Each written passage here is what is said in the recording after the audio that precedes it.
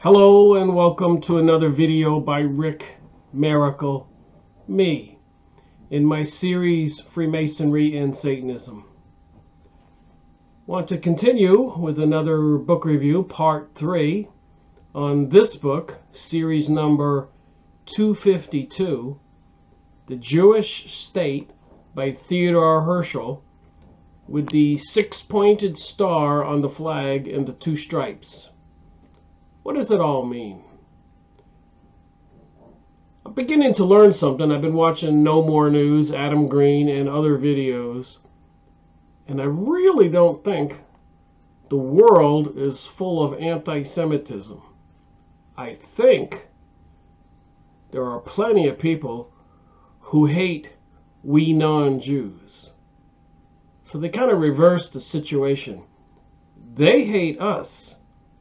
We don't hate them. If we wake up and find out what's going on, then they call us anti-Semites. Quite a controversial issue. But as I continue to do my research, there has been plenty of activity against Christians and other peoples, and pretty much the reverse against Jewish people in general. It's always been reactionary that the Jews brought this about on themselves, as it says in this book. So what does all this mean? So I guess I'll just have to continue reading from the book and let people decide for themselves. So I left off on chapter 2, something called The Jewish Question. This is a book written by a Jewish man, Theodor Herzl, in 1896. He titled it The Jewish Question.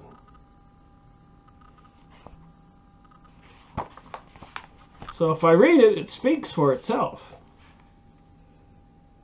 Theodor Herzl in 1896 says, "I do not intend to arouse sympathetic emotions on our behalf. That would be foolish, futile, and undignified proceedings. I shall content myself with putting the following questions to the Jews. Is it not true that in countries where we live in perceptible numbers, the position of Jewish lawyers, doctors," turn the page here, "technicians, teachers, employees of all descriptions become daily more intolerable? Is it not true that the Jewish middle class are seriously threatened? Is it not true that the passions of the mob are incited against our wealthy people? Is it not true that our poor endure greater sufferings than any other proletariat, working class citizen? I think that this external pressure makes itself felt everywhere. In our economically upper classes, it causes discomfort. In our middle classes, continual and grave anxieties. And in our lower classes, absolute despair. Everything tends, in fact, to one and the same conclusion, which is clearly enunciated in the classic Berlin phrase, Judenrasse, out with the Jews. Remember, this book was written in 1896, before World War I, before World War II, before 9/11, before the creation of Israel. And there are many videos on YouTube and websites and books published that the Jews were persecuted, prosecuted, exiled, banned, even massacred from country to country, wherever they went, all over the world. Why was that?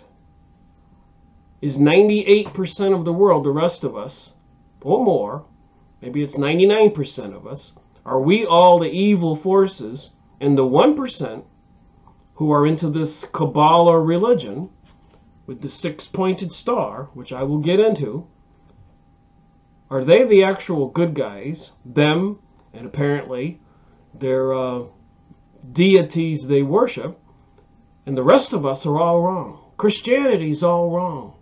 Islamists are all wrong. The Buddhists are all wrong. The Hindu are all wrong. Mayans are all wrong. Peruvians, Hopi Indians, American Indians who were slaughtered, all wrong. Africans, all wrong. Eskimos, no matter where you live in the world, everybody is wrong. It doesn't seem likely or practical, but that seems to be the situation we're in. According to me reading Theodor Herzl's words here, which I will continue. Shall now put the question in the briefest possible form. Are we to get out now, and where to? 1896. Or may we remain, and how long? Let us first settle the point of staying where we are. Can we hope for better days? Can we possess our souls in patience? Can we wait in pious resignation till the princes and the peoples of this earth are more merciful disposed towards us? I say that we cannot hope for a change in the current of feeling. And why not? Even if we were as near to the hearts of princes as are their other subjects, they could not protect us. They would only feel popular hatred by showing too much favor. By too much, I really mean less than is claimed as a right of every ordinary citizen or of every race. The nations in whose midst Jews live are all either covertly or openly anti-Semitic. So according to Theodor Herzl in 1896, 99% of us, I don't know if the whole world, if you add up all the Jews, if it comes to 1%, but apparently 99% of us are anti-Jews. I will say this in Revelation 2.9, 3.9, last book in the Bible. It says, I know who you are, Jews who call yourselves Jews, but are not. Ye are of the synagogue of Satan. I will say that if 99% of the people get upset at anything, it would be a good thing if they were upset at Satanism. I am not pro-Satan, pro-Moloch demons, pro-sacrificing human beings. I'm not pro-Lucifer, pro-Baal, the archways they were trying to put up in New York and London, and later through UNESCO, the United Nations. They were trying to put up 1,000 archways to Baal, the demon devil, all over the world. Who controls the world right now? I think a lot of people will agree the banking systems and secret societies do. According to my research, they're into some kind of Satanism, Kabbalism, Luciferianism, Molochism with the Bohemian Grove, and the little dollar perched on one of the ones on the dollar bill, and all the other six-pointed star demonic entities. So maybe we are dealing with some kind of worship of some kind of fallen angels. And I do have some pictures to show, and that seems to be the case. That is the only thing that would explain the words in this book. Back to the book. The common people have not, and indeed cannot have, any historical comprehension. They do not know that the sins of the Middle Ages are now being visited upon the nations of Europe. So the sins of the Middle Ages are now being visited upon us. Some kind of revenge? In the Bible, doesn't it say that revenge is reserved for God, not for people or peoples? We are what the ghetto made us. We have attained preeminence in finance. So he says it right here. We have obtained preeminence of finance. They control the banking systems and so much more. Because medieval conditions drove us to it. That doesn't make sense. 2,000 years ago was way before the medieval times. And didn't Jesus Christ overthrow the money changers' tables in the Bible and said, "Ye are of your father, Satan"? Jesus said that 2,000 years ago. So how could the Middle Ages drive them into finance when they were into finance 2,000 years ago, when the Middle Ages was less than 1,000 years ago? When you read these books and all these other books, you do have to use discernment and think. But apparently there are some forces, peoples out there, who don't think we have the capacity to think. The same process is now being repeated. We are again being forced into finance. Now it is the stock exchange. By being kept out of other branches of economic activity, being on the stock exchange, we are consequently exposed afresh to contempt. At the same time, we continue to produce an abundance of mediocre intellects who find no outlet. So they're producing an abundance of people with a higher than average IQ who can find no outlet. You think that's true? I don't think that's true. If they had a higher intellect, why would they be in such distress century after century, every 100 years, for 2,000, 3,000 years? You would think people would be smart enough to want to get along with everybody else. But I have some information to show that they are into some kind of sorcery, Kabbalah, witchcraft, religion. It's pretty clear. And one of the major symbols is a six-pointed star. And this endangers our social position because they have so many intellects, as much as does our increasing wealth. So if they are sinister, and they do have a higher than average IQ, and they have control of all the money of the world, I suppose there would be some danger, because people might wake up and be aware, but then you would just call them anti-Semites. Apparently that's the way it is. And I've been watching some newly released videos from No More News with Adam Green, as well as many others, even Bill Cooper, his last video before he was killed, and Ted Gunderson, and so many others. Ted Gunderson, go look these up. So there's plenty of evidence to show that what I have compiled in my brain, realized, rationalized, and considered, researching since 2005, it seems it is what it is, and what's in this book right here is telling us exactly what it is. It's not a mystery, but apparently they don't want us to see what we see and to hear what we hear. Educated Jews without means of now rapidly becoming socialist.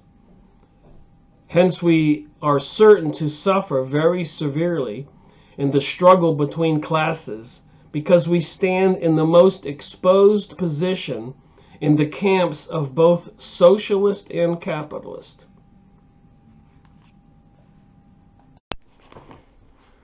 All right. The next highlighted chapter is Previous Attempts at a Solution. 1896, there were previous attempts at a solution. The artificial means heretofore employed to overcome the trouble of Jews have been either too petty, such as attempts at colonization or attempts to convert the Jews into peasants in their present homes. What is achieved by transporting a few thousand Jews to another country? Either they come to grief at once or prosper, and then their prosperity creates anti-Semitism. So the Jewish prosperity creates anti-Semitism. So when they gain control of the businesses and the money and everything, apparently other people suffer. And I guess people who are suffering would rise up. I guess this rising up against this threat of people taking over the industries is a problem for the Jewish people. And if you go back in time, Jesus overturning the money changers' tables in the King Solomon's temple and accusing them of belonging to the synagogue of Satan. And then, of course, in 1913, Illuminati, also in league with the Zionist Jewish folks and the Kabbalah folks, took over control of the USA money supply by creating the Federal Reserve after not having control for about 50 years, and attempted assassinations on several presidents. I believe 2 were successful between 1850 and 1913. FYI. And so I suppose if people found out about that, that might agitate some people and create anti-Semitism. We have already discussed these attempts to divert poor Jews to fresh districts. This diversion is clearly inadequate and futile if it does not actually defeat its own ends. Remember, I'm reading Theodor Herzl's own words, one of the founding fathers of modern Zionism, a leading Jewish intellect, who wrote about this plan to resolve this problem the Jews were having all over the world by creating the state of Israel with the 6-pointed star and the 2 stripes, which do have meaning. And the 6-pointed star is what I'm really focusing on. Apparently, some people believe the 2 stripes are the ancient property lines of the ancient kingdom of Judea, from the Euphrates River in Iraq to the Egyptian Nile, explaining why we had to have World War I, World War II, and 9/11, and pictures you can look up and websites called Greater Israel showing these property lines for this ancient Judea, kingdom of the Jews, 2,000 years ago. So back to the book. So this diversion is clearly inadequate and futile if it does not actually defeat its own ends, for it merely protracts and postpones a solution, and perhaps even aggravates difficulties.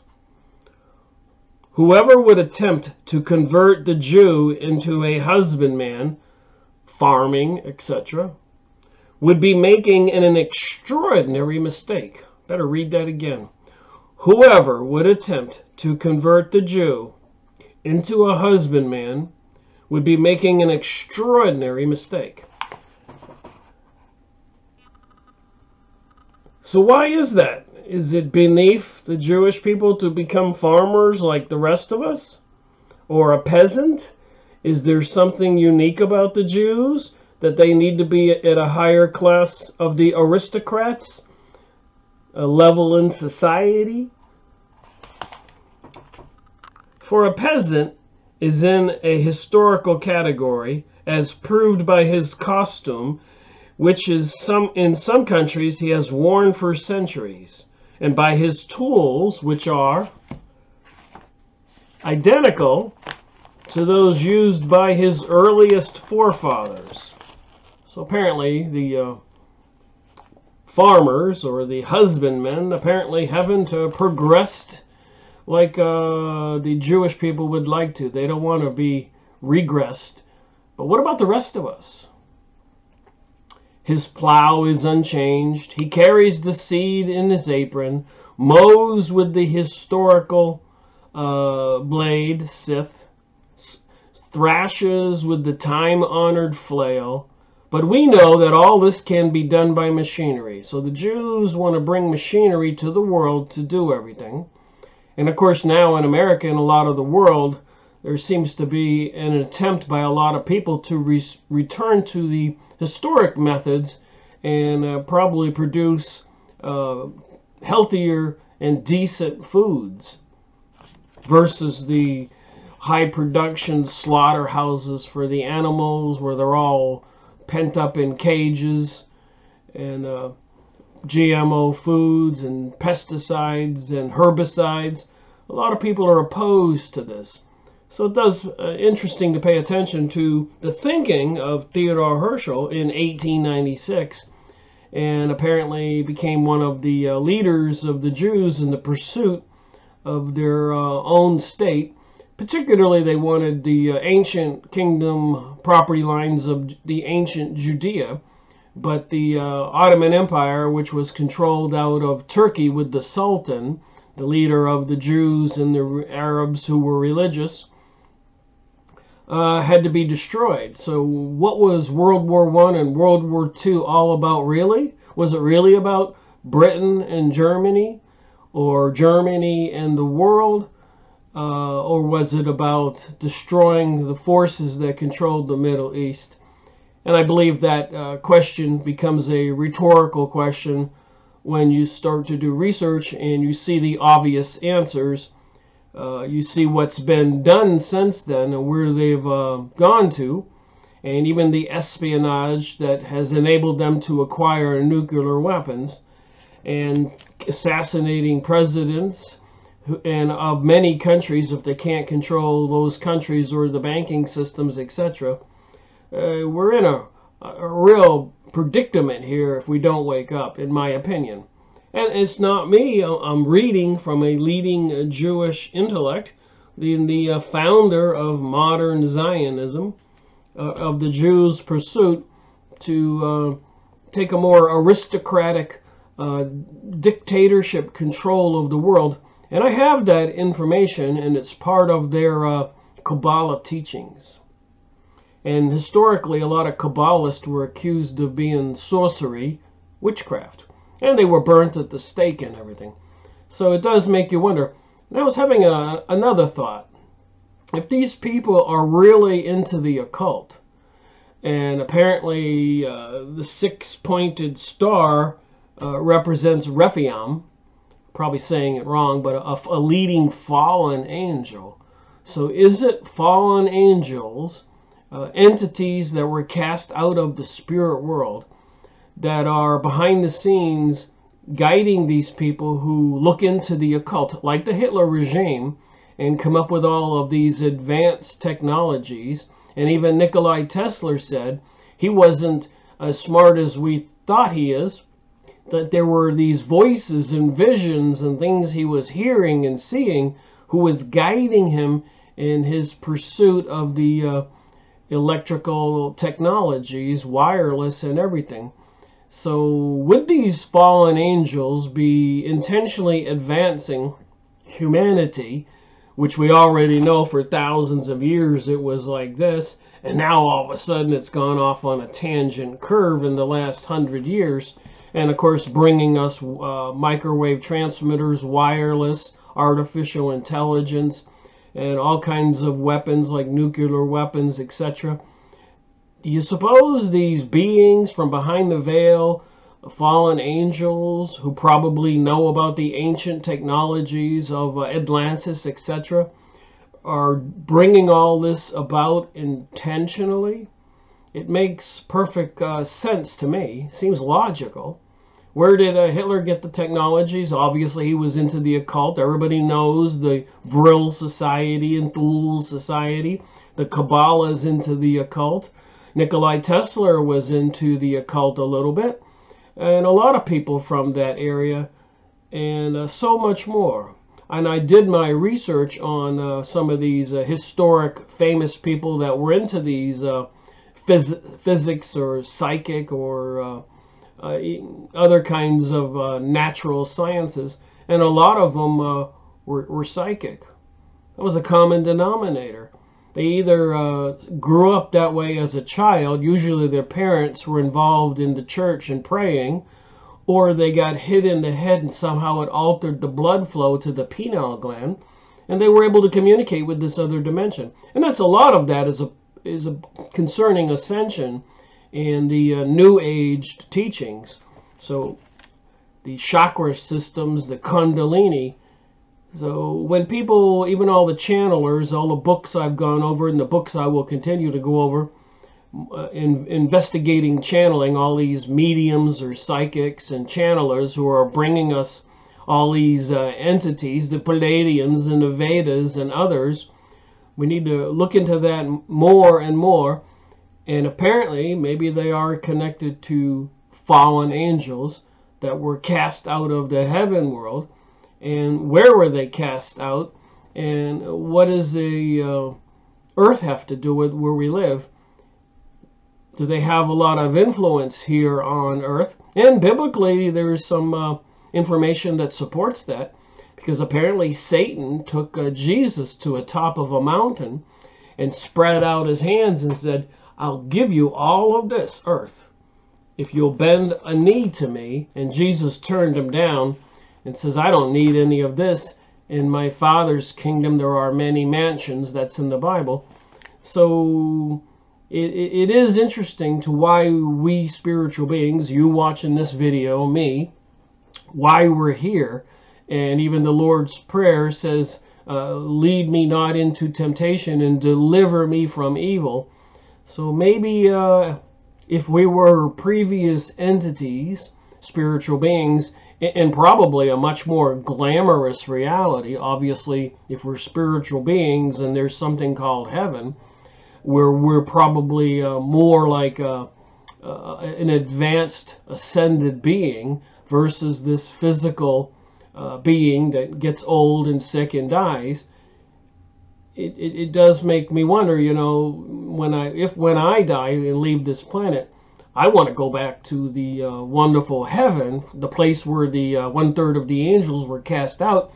I don't want to go into the place that the 1/3 of the angels were cast into. And maybe part of that is earth. So I do use my thinking cap when I read this stuff. So back to the book. So there's a lot to think about when you do this research and try to find out what's really going on, WTH. No one is wealthy or powerful enough to make civilization take a single retrograde step. The mere preservation of obsolete institutions is a task severe enough to require the enforcement of all the despotic measures of an autocratically governed state. So these people are talking about a change in the paradigm, the way that the reality was into the way that reality is going to be. And apparently they're going to assume control of the planet because they have a superior intelligence than the rest of us, so they say. And yet they pick their symbols, a six-pointed star, which represents one of the fallen angels, Requiem, and the demon Moloch, where they sacrifice children to, and the demon god Baal, B-A-A-L, and Satan, and Lucifer, and so much more. Even the Merkaba I showed in the previous video, a device with inverted pyramids that apparently has some kind of geometry that helps these people view or go into these other dimensions, like the shamans of Peru and Mexico and Hawaii taking different drugs, and ancient shamans all over the world taking different drugs to go into a trance to see into this other world. There's a lot of that technology out there, and apparently the governments are into that stuff. So somebody up at the top knows more about this reality, like the Hitler regime, who were into the Vril Society, Thule Society, apparently even dealing with beings in the inner earth, coming up with these technologies. So are these fallen angels cast into the underworld? Is the underworld accessible? And according to Gilgamesh, it is. Just me thinking. Plausibility. What's the truth? That's what I'm seeking. Are we therefore to credit Jews who are intelligent with a desire to become peasants of the old type? And of course, they're doing a lot of propaganda, trying to convince a lot of us today, all across the country, even the TV programmings, to return to the historic way of farming and all that. So are they trying to take the 99% of us and make us retrograde, while they assume a higher level in our society and become the oligarchs and the dictators and the rulers of the planet, like it says in the Protocols of Zion, and in a lot of their other books, and in this book here, which you will see when I keep reading. So they don't want the intelligent Jews to become peasants. One might just as well say to them, here is a crossbow, now go to war. So he is being a little sarcastic in this material, but he is a writer, and writers like to really make an impact. Again, when you do this research, you've got to use your brain. You've got to see the deception if it's there. With a crossbow, while the others have rifles, long-range guns, under these circumstances, the Jews are perfectly justified in refusing to stir when people try to make peasants of them. So he's comparing sending people into war with bows and arrows against people with guns. And I don't think any of we rational people will do that. Although I will say, after 9/11, and they sent the airplanes and troops after Iraq in a program called Shock and Awe, incinerated the whole army from the air. To me, that was beyond conception. It was insane. And who controls our world, and who brought us 9/11 and the overthrowing all the countries in the Middle East to bring about a greater Israel. So when you see who was behind and orchestrating these events, the secret societies, Illuminati, banksters, Zionist Jews, Kabbalists, occultists, the things that they do is almost too horrific to imagine. And these are the people that declare they're the intellects that need to take control of the world. A crossbow is a beautiful weapon, he says here, which inspires me with mournful feelings when I have the time to devote to them. But it belongs by rights to the museum.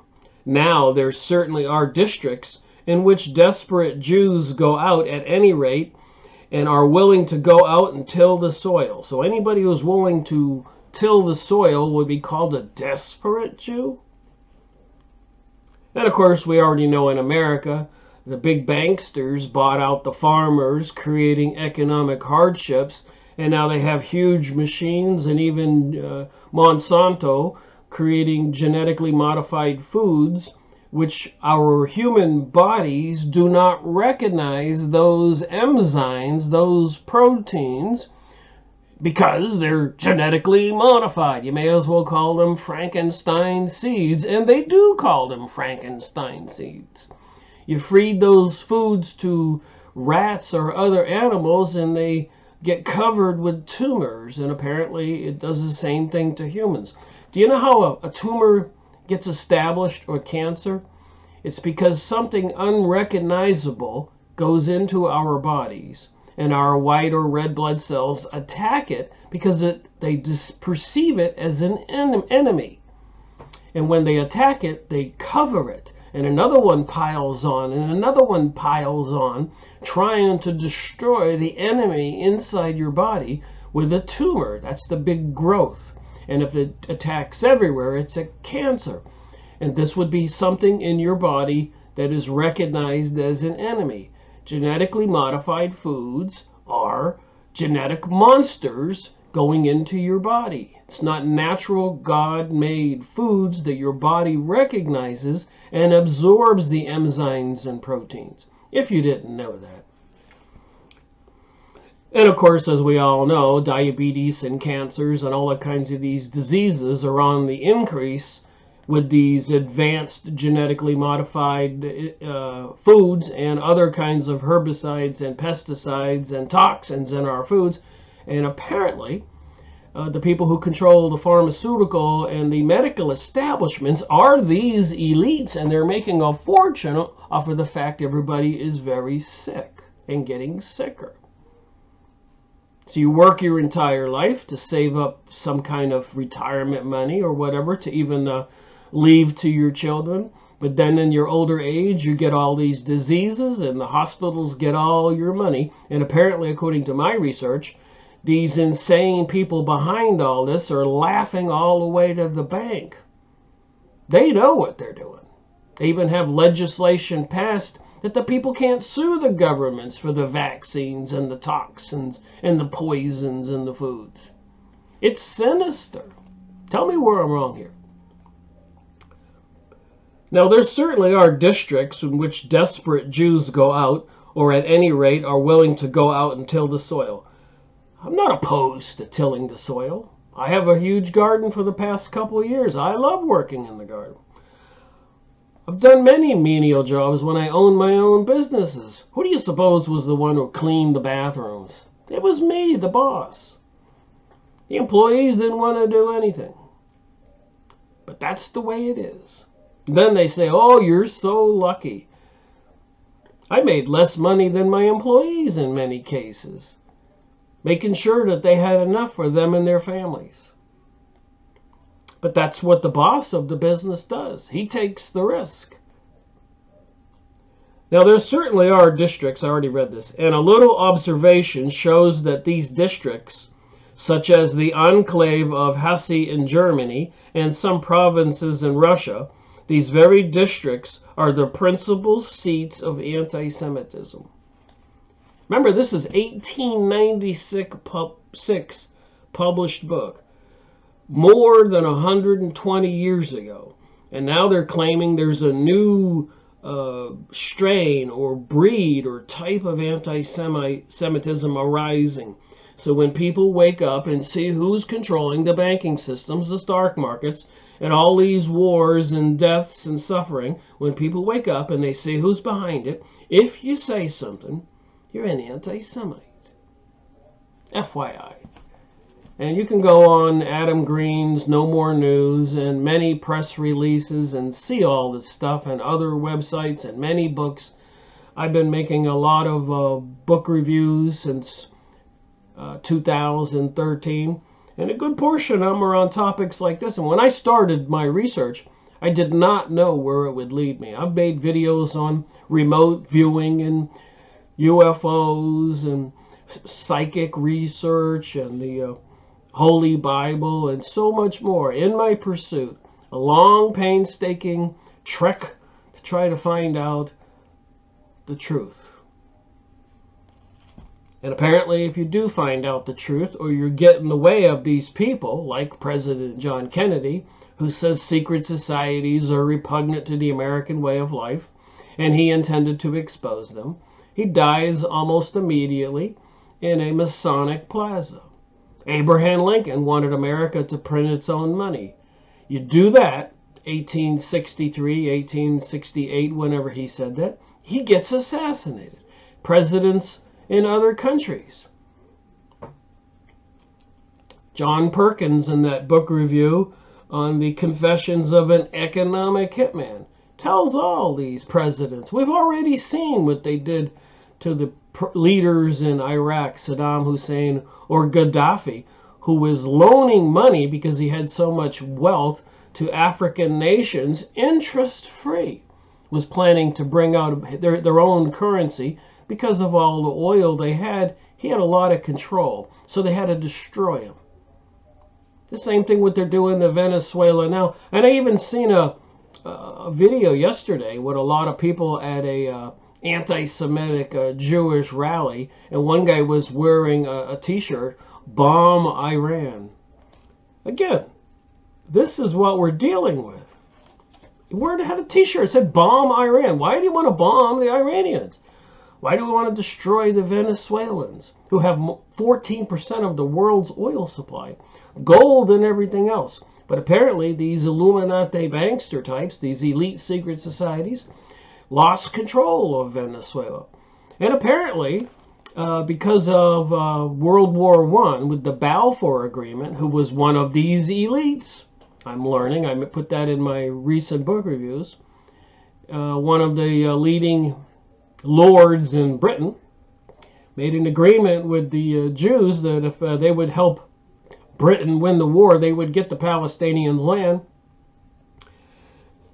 And he belonged to these secret societies. So somehow, after evicting and executing the King of Britain, these people took control of that country. And the French Revolution, executing the King of France, they took control of that country. And then probably killing John Kennedy with Johnson in control, who you can watch the video on Dane Wigington's Geoengineering Watch. He uses this video quite often with President Johnson speaking before some students saying, "He who controls the weather controls the world." It's so much evidence if we want to wake up. For the world's reformers who send the Jews to the plow forget a very important person who has a great deal to say on the matter. The person is the agriculturist, and the agriculturist is also perfectly justified. For the tax on land, the risk attached to crops, the pressure of large proprietors who cheapen labor, and American competition in particular, combine to make his life hard enough. Besides, the duties on corn cannot go on increasingly indefinitely, nor can the manufacturer be allowed to starve. His political influence is, in fact, in the ascendant, and he must therefore be treated with the additional consideration. So it's just so interesting that Theodor Herzl says all this in 1896, when it was his cohorts, the elite banksters, Zionists, and people who had taken over the American politics, who put all the American farmers out of business and turned them into big industrial enterprises with genetically modified and herbicides and pesticides in the foods. And if you don't think that's true, apparently Monsanto lost a huge lawsuit in California. So all this is common information. All these difficulties are well known, therefore I refer to them only cursorily. I merely wanted to indicate clearly how futile had been past attempts, most of them well-intentioned, to solve the Jewish question. So there's a Jewish question. In Henry Ford's book, it's called The World's Foremost Problem, the International Jew. So I didn't create it, you didn't create it. Apparently this anti-Semitism, people rejecting the particular behavior of certain peoples called Jews, less than 1% of the world's population, has been going on for a couple thousand years, when their religious government, the Sanhedrin, had the Savior of humanity sent by God, according to the New Testament, Jesus Christ crucified. And recently, this same Sanhedrin has approached President Donald Trump and the U.S. government to have them to start enforcing anti-Semitic legislation, making it a crime to say these things about these people, what they're doing to us, what they plan on doing to us. And in Europe, since World War II, it is criminal in those countries. The truth is treasonous in a time like this. Neither a diversion of the stream nor an artificial depression of the intellectual level of our proliterate working people will overcome the difficulty. The supposed infallible expedient of assimilation has already been dealt with. We cannot get the better of the anti-Semitism by any of these methods, so they cannot assimilate with the rest of us. So where does that leave 99% of the world's population? If these people have nuclear weapons and they control the banking systems and all the governments, and they're microchipping children and people, even your credit cards like mine has microchips on them, and our mobile devices, iPhones or whatever, our smart cars, they track us wherever we go, they monitor what we say, they know what we spend, they know everything we do. And I would caution people who are into illegal activities, drugs or whatever, they know. And the day they pull the trigger, they can make criminals out of a lot of people quickly. People who are into porn and all kinds of other activities, they shouldn't be doing that.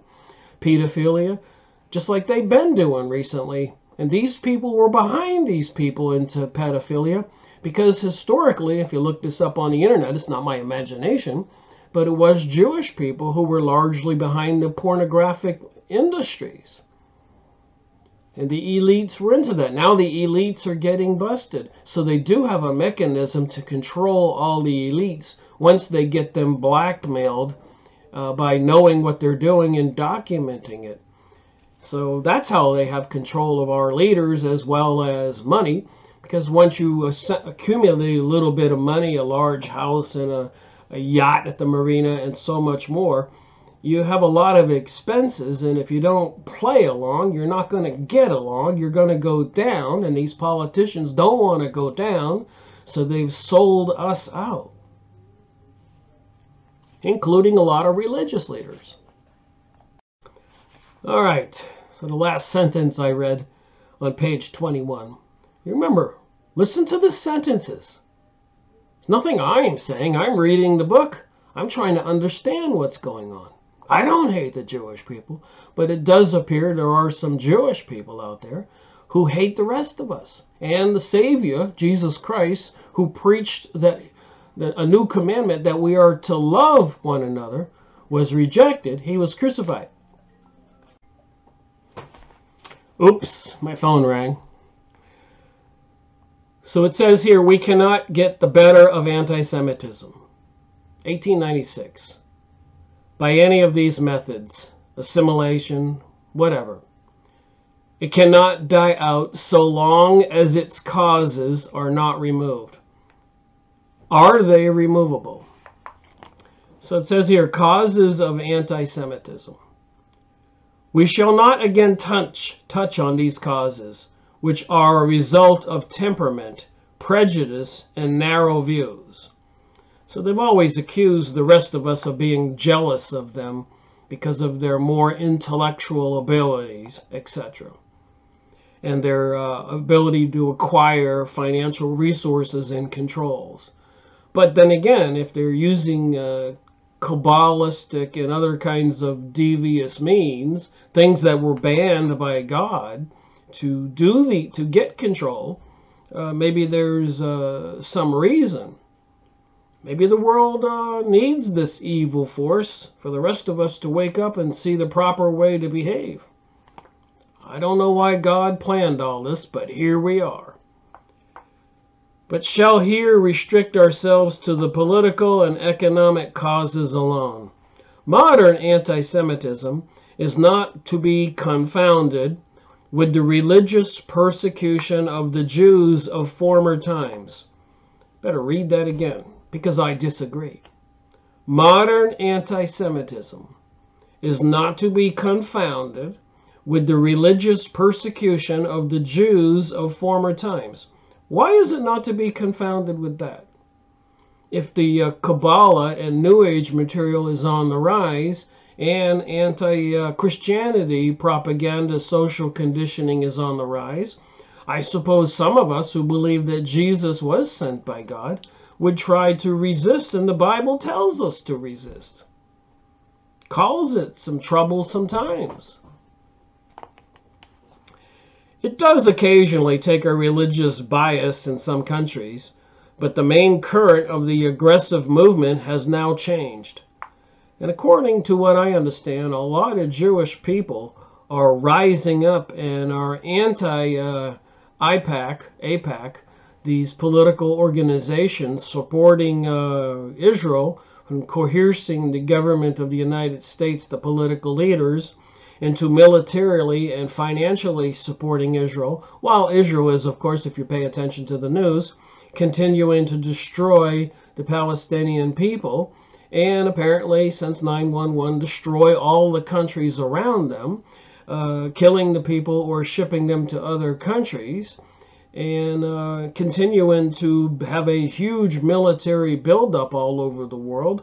They control America, apparently the United Nations and the Pentagon. And according to some people, they would say, Rick, you're crazy. That's not possible. I've watched the videos where people are debating this issue. But I beg to differ. After almost 15 years of research and paying attention and making over 600 videos on YouTube, 800 or 900 hours, almost 15 years every week, every month, every year, researching these things, and with all these book reviews I've gone over, it does appear to be the case. And I've said this to a few friends of mine. You know, if I'd have just read the Bible and believed it, I would have also found the truth. Like in Revelation 2.9, 3.9, or in the other New Testament, where Jesus overthrows the money changers' tables and says, "Ye are of the synagogue of Satan." Or the passage in the Bible where Satan takes Jesus to the mountaintop and offers him to earth if he'll bend his knee to him. And all the information about fallen angels and Jeremiah in the Old Testament having Jerusalem destroyed a couple times because they were sending their daughters and sons and daughters into the fires of sacrifice. It is what it is. It's in the Old Testament, the New Testament, and so much more, and observable by what's going on in our reality, and so many presidents and other people assassinated.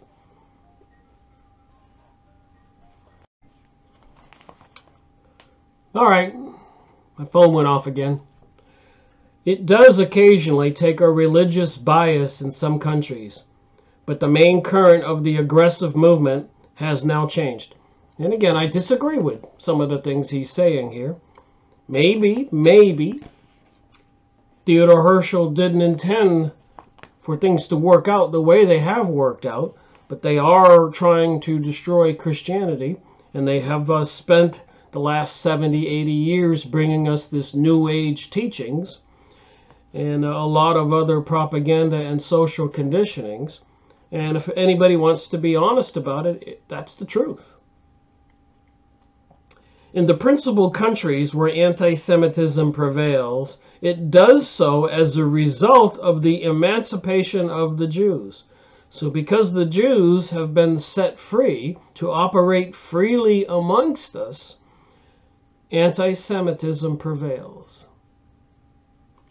When civilized nations awoke to the inhumanity of discriminatory legislation and enfranchised us, our infringement came too late.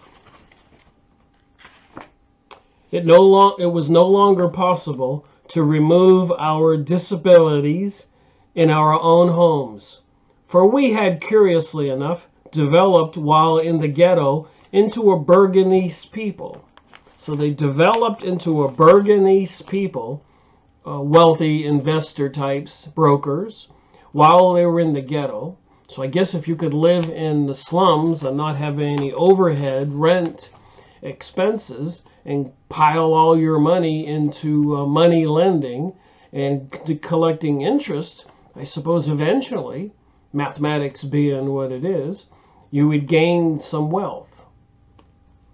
And especially using the Kabbalah, maybe witchcraft, sorcery, to control, mesmerize, or even kill people, to take over companies. And a lot of that was going on in the United States after World War I, when Henry Ford bought the newspaper, the Dearborn Independent, and was talking about all these things. Think about it.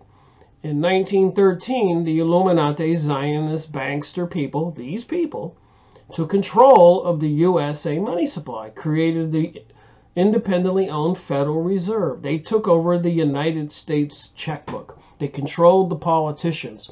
They convinced the United States to go to war, but the United States had to borrow money from their bank, the Federal Reserve, and pay money back with interest. And the security was we the people, the taxes they collected, the national parks, our very homes, all the land, all the farms, all the industries was the collateral. We'll give them credit for being smart like that. But remember, Jesus Christ overthrew the money changers' tables and said, "Ye are of the synagogue of Satan." And think about it. When you look at the dollar bill and you see the symbols,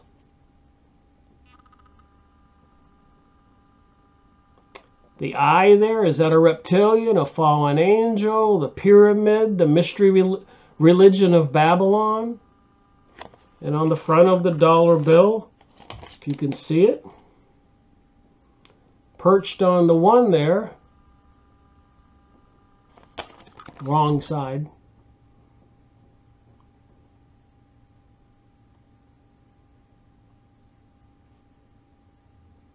yep, it's not going to focus.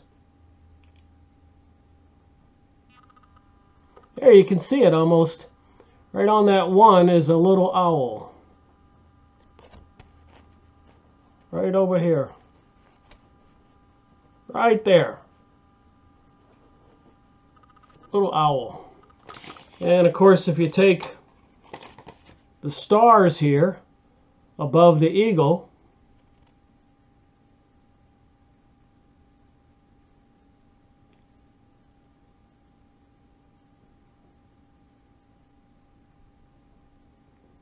I don't like this camera not focusing. Well, I've got pictures. But anyways, the star above the eagle form the six-pointed symbol here on the Israeli flag. Is also on the dollar bill. Did you know that? And then the number 13, which is a witch's number. There's 13 arrows, 13 leaves, 13 stripes on that shield, 13 feathers. So 13, 13, 13, 13. This symbol for Moloch or Rephaim, the fallen angel on the dollar bill, and all the other symbols, the all-seeing eye, you find on all these New Age symbols.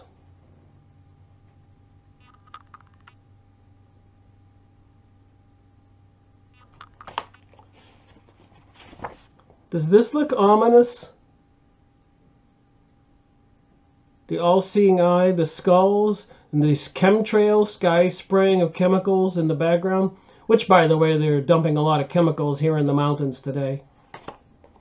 So all these pictures, you can go online and find at the Illuminati, globalism, New Age.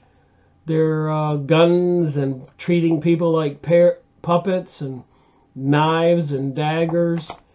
And Katy Perry, our people from Hollywood, the singers, dressed up like ISIS, the all-seeing eye. If you pay attention to this stuff, even writing the pale horse mentioned in the Bible, the pale horse, the dark horse. The pale horse is the horse of death. And she's holding a torch like the Statue of Liberty and a crown like the Statue of Liberty, riding the dark horse. Read Revelation in the Bible. Go watch my video. Katy Perry. All these satanic symbols are everywhere. Did you know this stuff? Why do they... Look at that. Look on top of her head. The serpent face.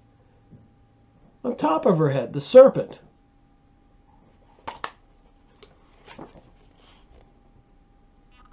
The flames. The Bohemian Grove. Katy Perry. Why do you think they do this? The pyramid. They're telling us the same things that I'm telling when I make these videos.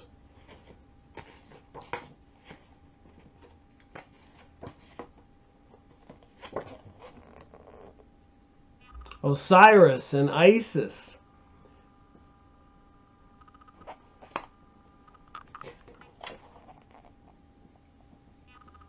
The all-seeing eye on the back of the dollar bill. The rainbow colors. The seal of the United States by my finger.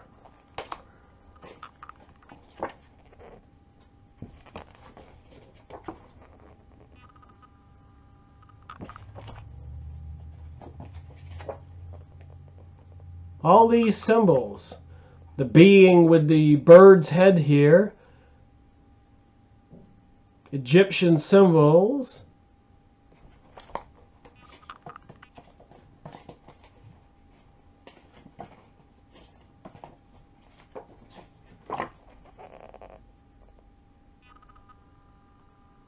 They're telling us.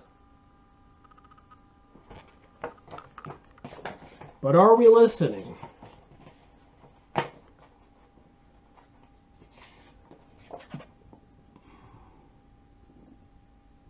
The symbol of the owl.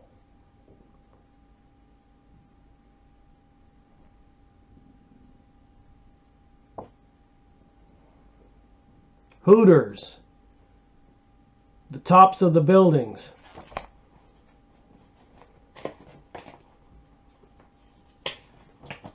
I just happen to have these pictures here.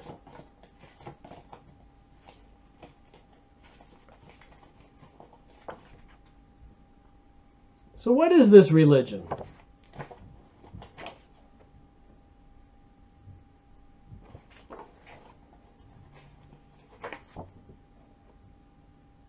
I sees everything. I got a lot of people convinced that God doesn't exist, that Jesus is a myth. This is an ancient stone monument here, so this goes back quite a ways. So you think the New Age is new? Freemasonry, the all-seeing eye on the top.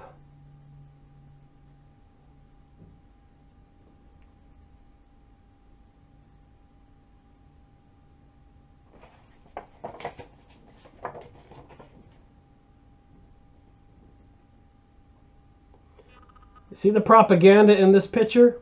The all-seeing eye, the beautiful roses, the hand with the heart, friendship, love, and truth.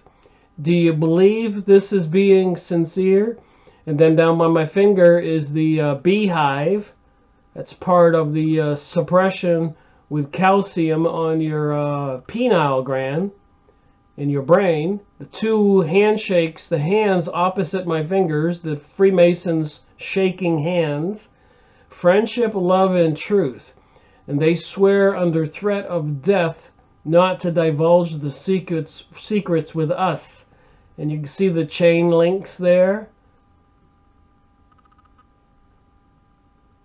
So if you look at this, you can see there's a deception. The secret Freemasonic handshake, the beehive, the heart in the hand, the all-seeing eye, the pyramid, friendship, love, and truth. But people buy it. That's what's so crazy. You watch American Idol or Super Bowl halftime shows, see the all-seeing eye here on the stage, on the floor?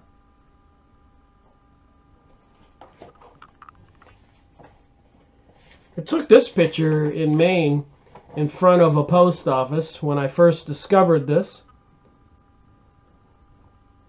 But there's the plaque with the all-seeing eye in the pyramid on a federal building, the United States Post Office, right there.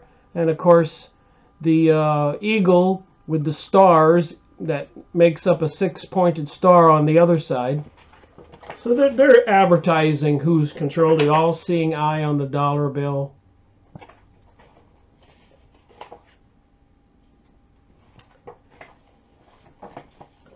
And Osiris is represented by the obelisk, the tall monument, the George Washington monument. There's one in every city and every town in our city parks and squares. That's a phallic symbol because Osiris apparently was cut into 17 pieces. ISIS searched all over the earth and put the pieces back together except for one piece, his phallic unit. So that's his monument. Do people know this? Katy Perry with the flames and the rituals. And Katy Perry's only one here.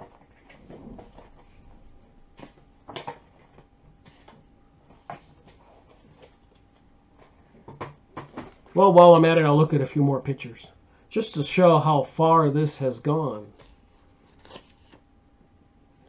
So the Vatican builds a telescope with two eyes. See the two dishes? And they named it Lucifer. If you take all the names, Mount Graham, Arizona, USA. Why would they build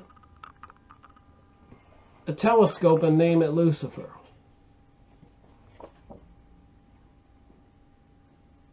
Why would they do that? Am I on to something?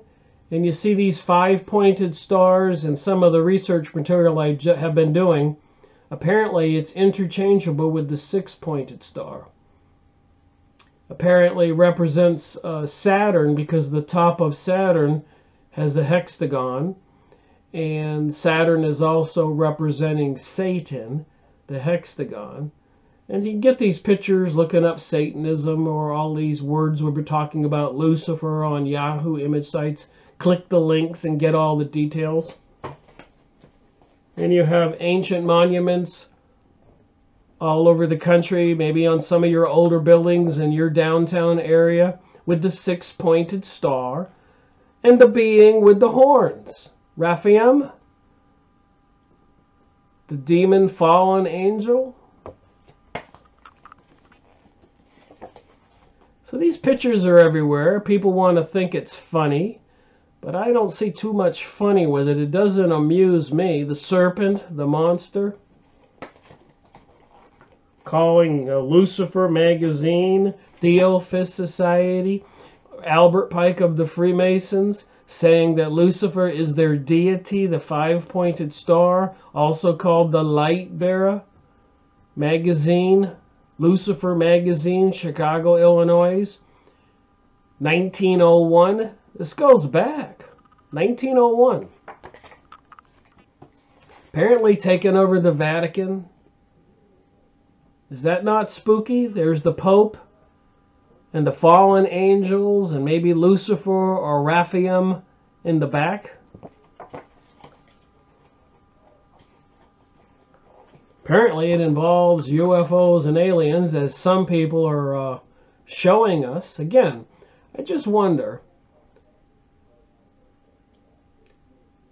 these beings who have these advanced knowledges, apparently go way back, fallen angels, Atlantis, or whatever.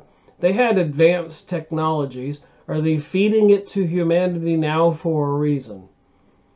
Microchipping children, microwave transmitters, artificial intelligence, beast computers, chips in our cards, monitoring our bank accounts, what we watch on TV, books we buy, foods we eat, everything. It's 24/7. I was watching a commercial on TV today during the nightly news, the weather report, but it showed this elderly couple in a nursing home talking to Echo, and they were just so tickled pink. They were giggling and said, Echo, tell us a joke, or Echo, how do you spell this? And they were just so fascinated with it. And they're even using these devices, artificial intelligence, to communicate with our children. And of course, they've been messing with our minds and our children's minds with the cartoons and TV programming for a long time.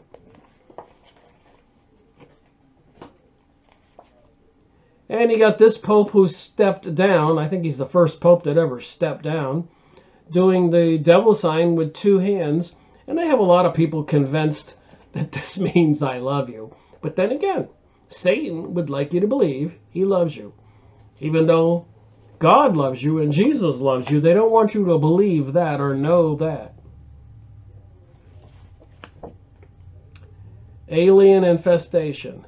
Who controls the media? Who controls the production of movies? Why all the symbolisms in the movies?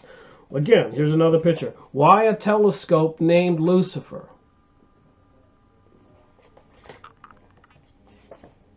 I don't make this stuff up. There's a picture of Lucifer there and the telescope. University of Arizona, Vatican, and Jesuits name new telescope Lucifer.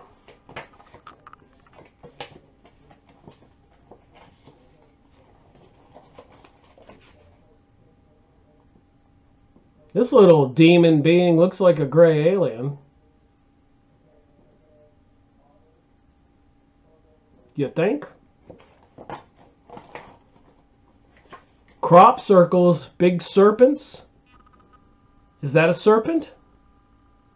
Looks like a serpent head and a serpent body and a serpent tail. This guy looks like a serpent. And he's wearing Lucifer, or this demon being, on his collar.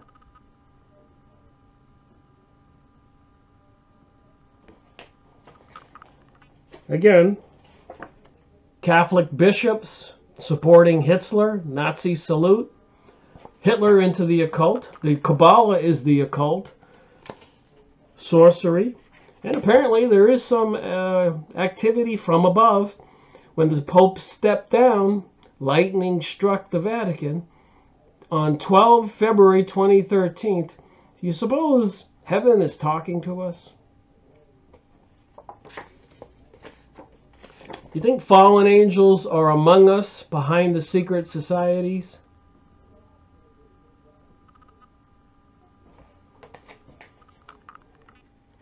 The Jesuits. Do you know where the Jesuits came from? All these universities all over the country. Central Europe assistatory. East Europe, South Europe, Latin America, Africa, East Asia. Jesuit, black popes. Kelowna, Pasadena, all over the world. And you see the sun's rays behind the Jesuits. Global Jesuit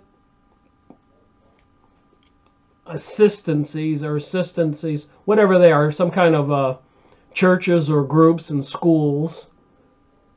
Papal Occult Noble Council. So they call the Jesuits the Occult Noble Council. So anyways, the story with the Jesuits is really simple. In the 1500s, the Jews were banned from Spain because of some problems with their religion, i.e. the Kabbalah. And so they had to leave Spain, and they were banished from Spain and Italy and Germany and Britain, all the countries in Europe, and had fled to Holland and Denmark and Poland and Russia. But the ones who stayed converted to Christianity, but they were caught still practicing the Kabbalah, the occult. So Ignatius Loyola was called before the Pope, and he went in there for a private meeting. When he came out, he was a converso, or Marrano, a Jew who converted to Christianity in name only, apparently. But they had created the Jesuits, and the leader of the Jesuits was the Black Pope, apparently more powerful than the Pope we see. And they were the assassins, the enforcers for anybody who would commit heresy or go against the church. So they would kill people. But apparently also they were wealthy, so they were probably the financiers of the church, just like they took over the United States by creating the Federal Reserve. And apparently they have a deity. They show us the symbols.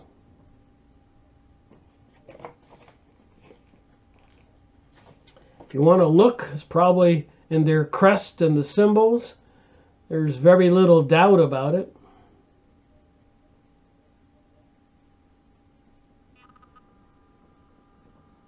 See the shield with the serpent? There's so much in this picture if you know what you're looking for. The beehive on top of the shield.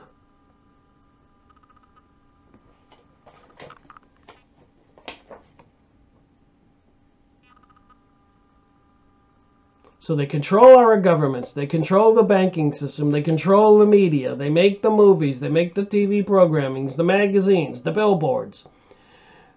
And they're mind-controlling people, the drugs, the pharmaceuticals, the alcohol, the new breweries, all this going on. So what are we to believe?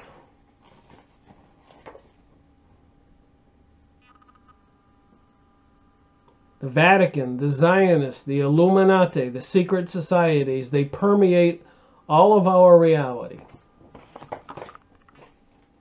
And it's not me saying this. There's a lot smarter people than me writing books and making these movies and getting this information out there, like Chris Putnam and Thomas Horn, Exo Vaticana, Project Lucifer. So who controls the Vatican?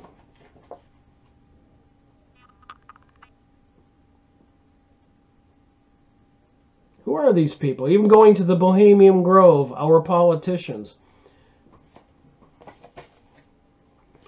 So that's enough of that. I'll read a little bit more from the book.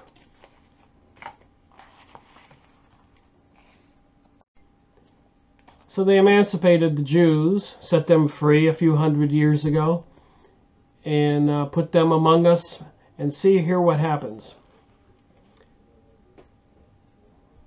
For we had curiously enough developed while in the ghetto into a Burgonese people, and we stepped out of it only to enter into fierce competition with the middle class.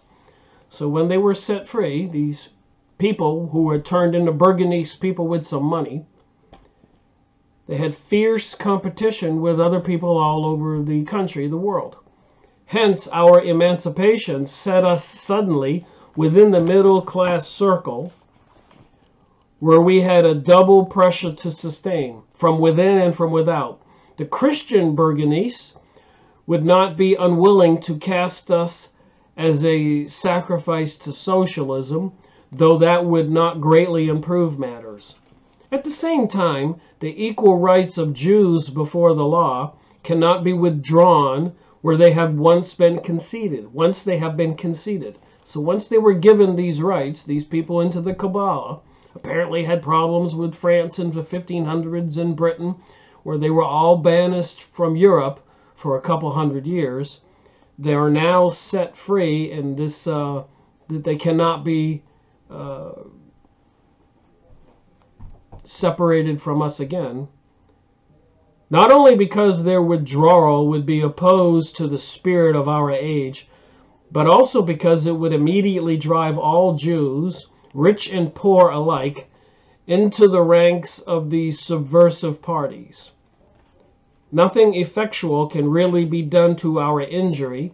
And remember, I'm reading from the Zionist Jewish heroes' books in his own words.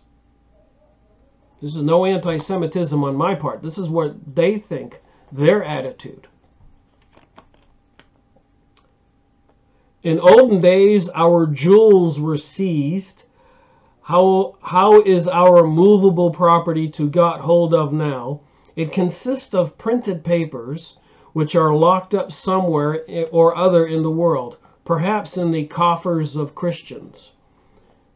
It is, of course, possible to get at shares and debentures in railways, banks, and industrial undertakings of all the descriptions by taxation, and where the progressive income tax is in force, all of our movable property can eventually be laid hold of. Who controls our world now? The Federal Reserve, the IRS, and they can pull money out of our society and cause a recession or a depression, which apparently they've done 8 times since they took over the Federal Reserve in 1913, and keep the rest of us from being wealthy and having any say or power, and that only their politicians that get into office have their financial support. And according to videos I've been watching recently, even plenty of that material on No More News and Adam Green and other websites, Ten Gunderson, Bill Cooper, and so many others, it's common knowledge, but we're not supposed to acknowledge what is the truth.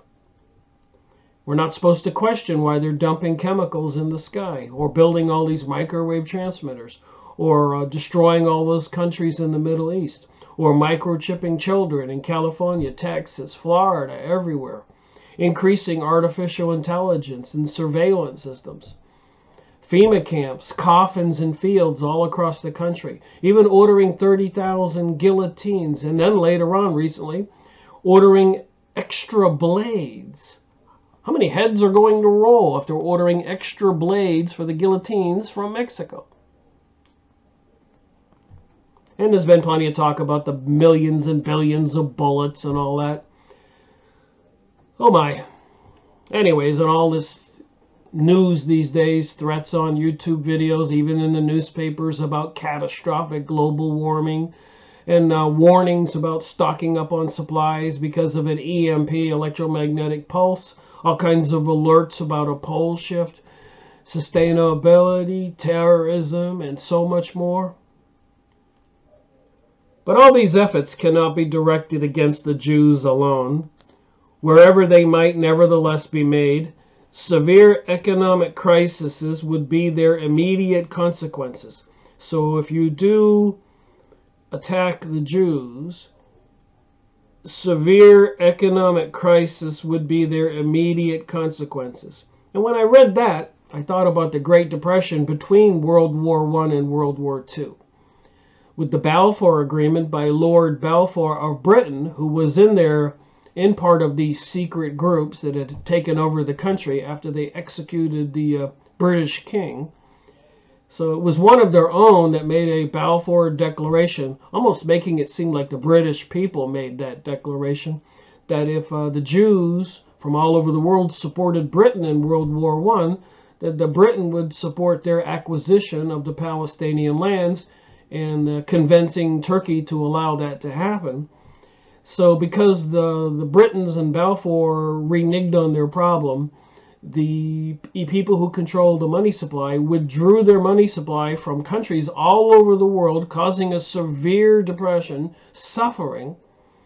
And only because of World War II and the accomplishments of their goal have they allowed the world to operate normally. But they've crashed the system a couple times and taking a lot of wealth from we the people over and over and over. And these are truths. They did not have to have the Great Depression, and it was all over the world.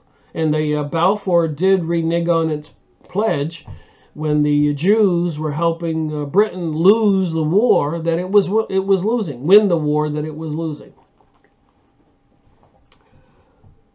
Back here, so if the people were to, if they were to take action against the Jewish people, the banksters who are bringing us the global world order, there would be a severe economic crisis. And of course, they're threatening us with that every day these days. Even now in the news today, apparently President Donald Trump is going to sign some kind of an agreement so he doesn't have to shut the country down again. But according to one spokesman, he's going to declare a national emergency.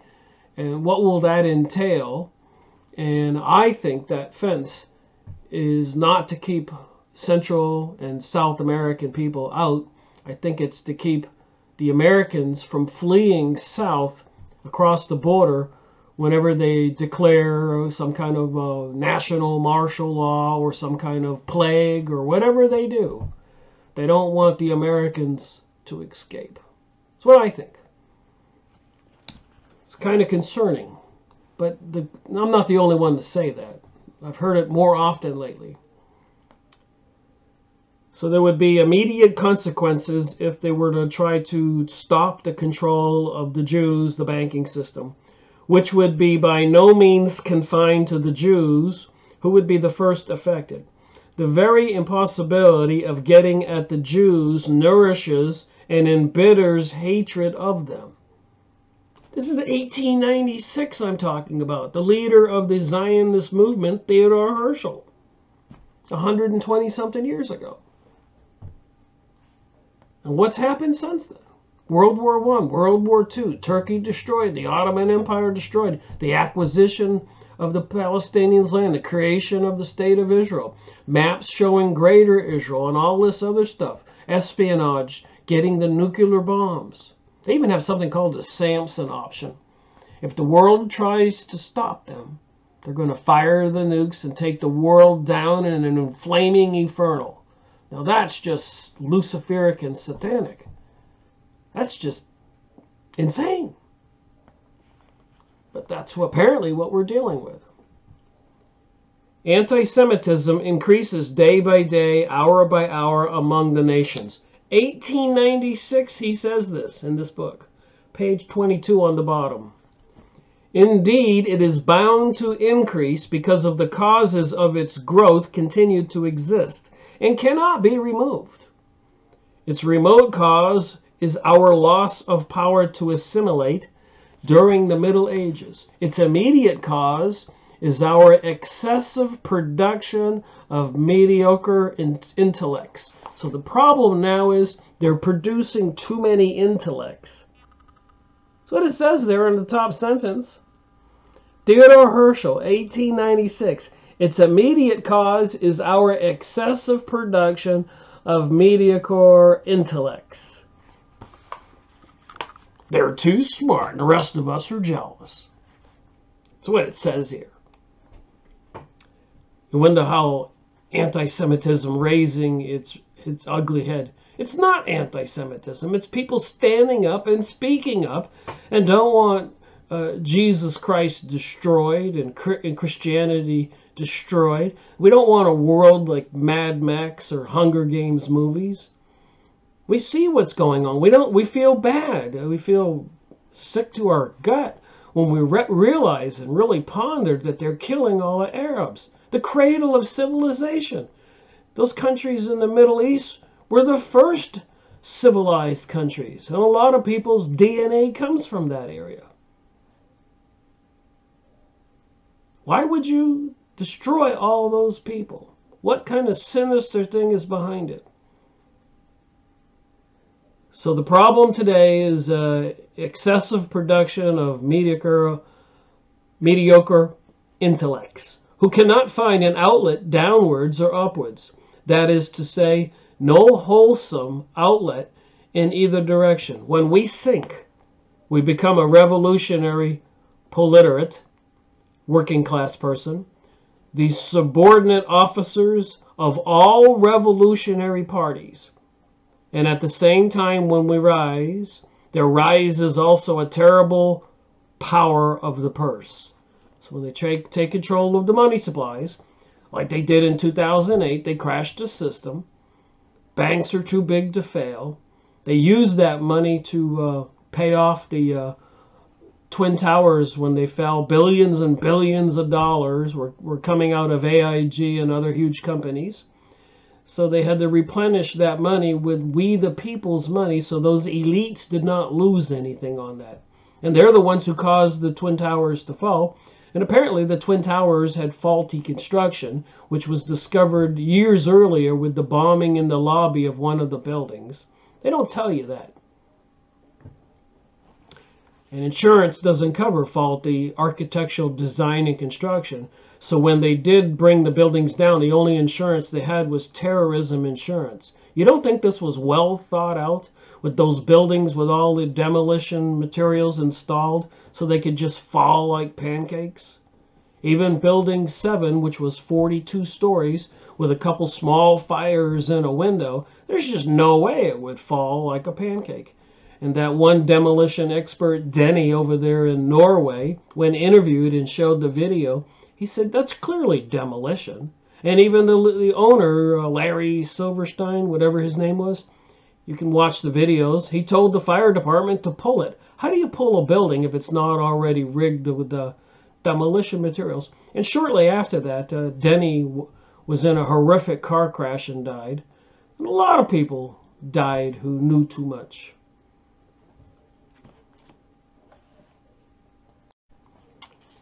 All right. And FYI, little thing on my chin, I cut myself shaving. So I found the document I've been reading. Again, I've been watching Adam Green, No More News, and some other videos pursuing my investigation. What is behind these people who control the money supply? And what kind of means will they use to get control of our world? And what kind of religion is behind all these people into the secret societies? And it seems to me it's the Kabbalah. And the Kabbalah came from the ancient kingdoms in Babylonia, the Egyptian area. And another word is called the Whore of Babylon. So what is the Kabbalah? What is this ancient religion way back then?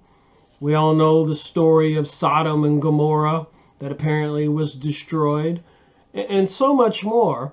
Even apparently in Egypt way back then, in Jesus Christ's times, people who traveled to Egypt were not allowed to leave the border until they were searched.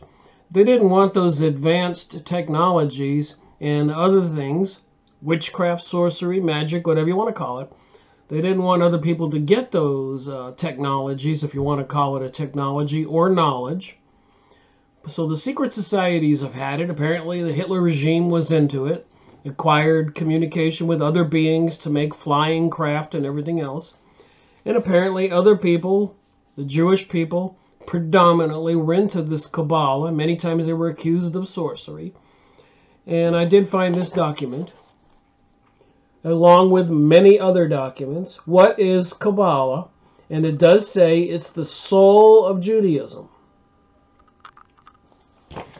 So if these people, that's admitted in Theodor Herzl's book in 1896, have had a continuous problem with people everywhere, and no matter where they went, anti-Semitism raised its ugly head.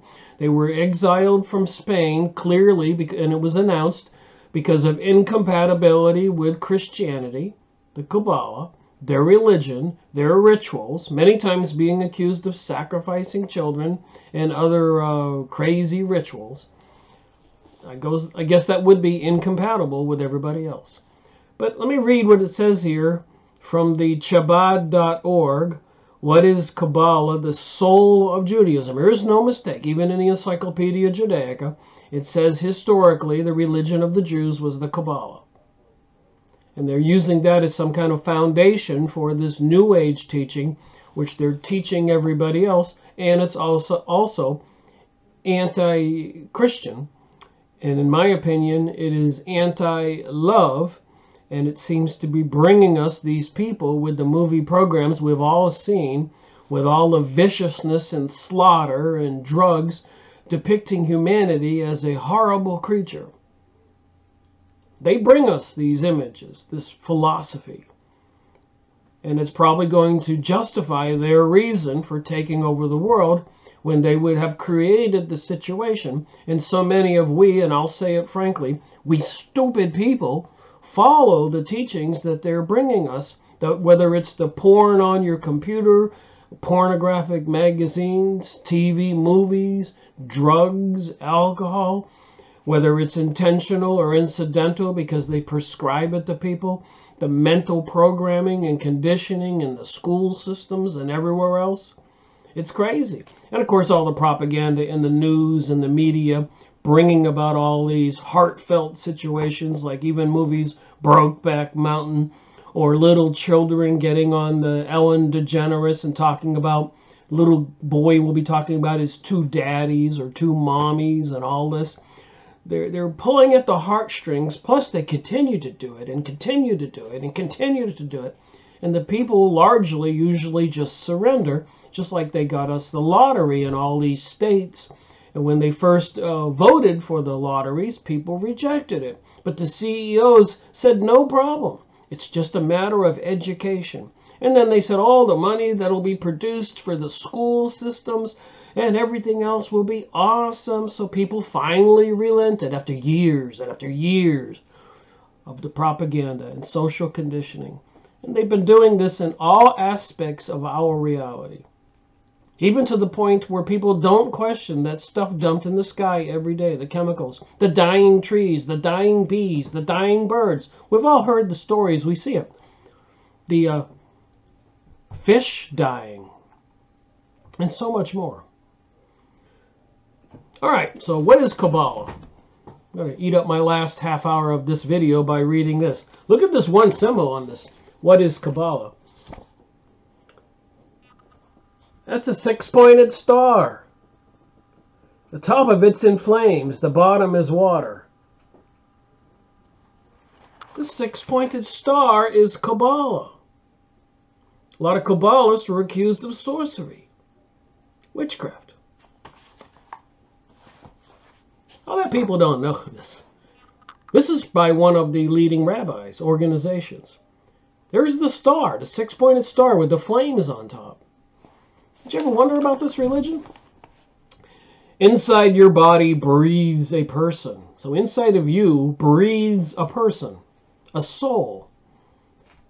A lot of people, if you talk to them these days and you tell them they have a soul, something that's more real than this physical body, they've been so much mind controlled and brainwashed that they'll say, we don't have a soul, Rick. You know, when you die, you're just gone.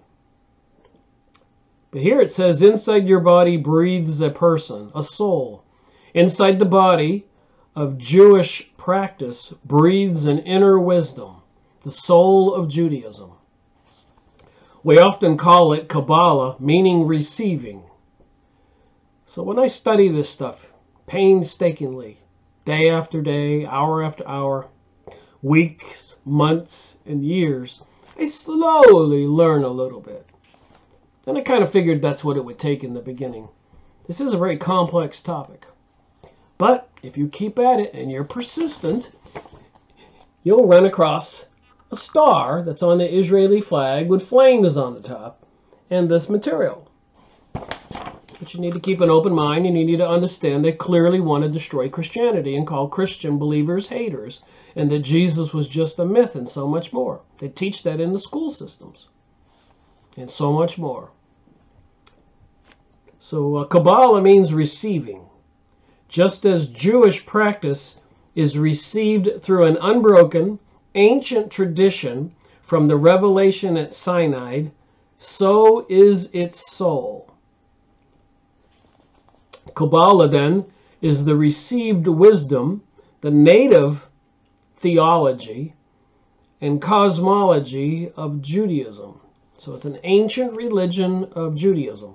And apparently, in Jeremiah in the Old Testament, because of the religion they were practicing, sending their sons and daughters through the fires of sacrifice, the Lord spoke to Jeremiah, and apparently the king of Babylonia sent him down there to destroy King Solomon's temple, the second one, and imprison the Jews, take them away. They were banned from living in Jerusalem. And apparently the Lord did that.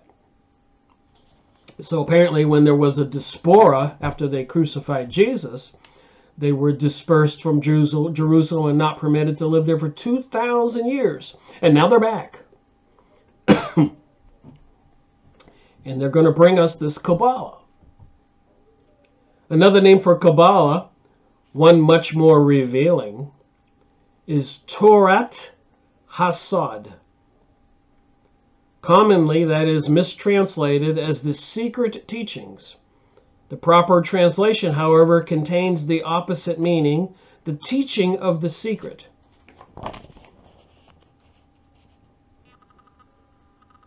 The teaching of the secret. And remember, the Freemasons, Rosicrucians, all the secret societies swear with their hand on a Bible under threat of having their throats cut or their stomachs cut open and their heart and their guts spilled out, not to divulge the secrets.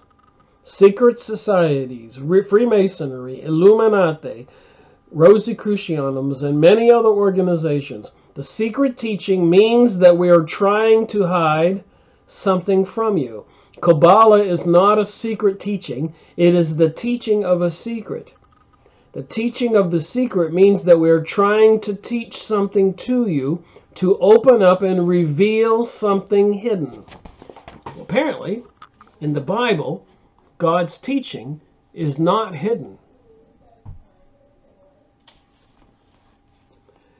Now you might point out, according to this document from Zevi Friedman from Chabad.org, and that's an interesting group of people, apparently part of President Donald Trump's group of people. And even in Donald Trump's book, I recently learned, he was having a Kabbalah teacher. Do we get it yet? President Donald Trump announced that the United States recognizes Jerusalem as the capital of Israel. God, the Lord, sent the Babylonian king down to Jerusalem to destroy it and took all the Jews into captivity.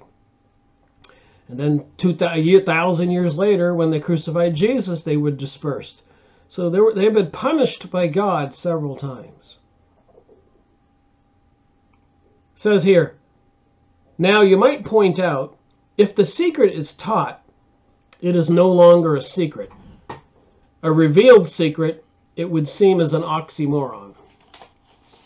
I call it, the public teaching of the Kabbalah, false promises, deception. Ye are as of gods. There is no such thing as sin. You can do whatever you want. This is what they're teaching. That would be so if we were discussing an artificial secret. One that is secret only because it is shrouded in secrecy, because others don't want you to find out. True secrets, even once taught, explained, illustrated, analyzed, and integrated into your consciousness, remain just as mysterious as before. So all these people who are roped into learning the secrets, joining these organizations, they never really learn the true secret.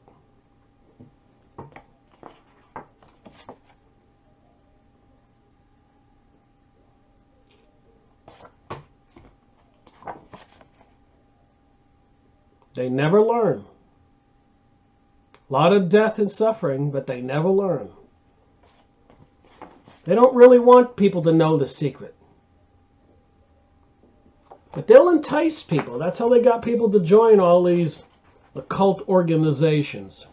Not even telling their family and friends.